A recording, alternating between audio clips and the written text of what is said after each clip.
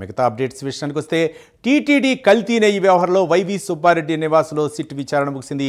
TTD మాజీ chairman YV సుబ్బారెడ్డిని 7 గంటల పాటు సిట్ విచారించింది.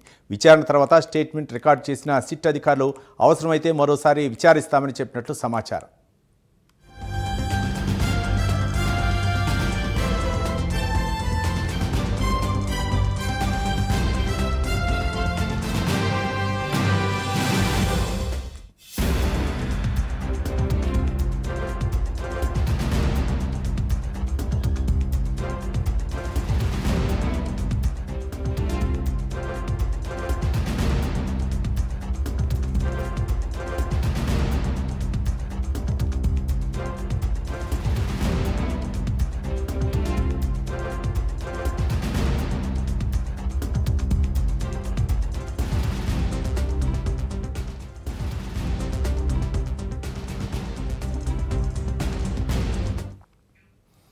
టీటీడీ కల్తీ నెయ్యి వ్యవహారంలో వైవి సుబ్బారెడ్డి నివాసంలో సిట్ విచారణ ముగిసింది. టీటీడీ మాజీ చైర్మన్ వైవి సుబ్బారెడ్డిని 7 గంటల పాటు సిట్ విచారించింది. విచారణ తర్వాత స్టేట్మెంట్ రికార్డు చేసిన సిట్ అధికారులు అవసరమైతే మరోసారి విచారిస్తామని చెప్పినట్లు సమాచారం.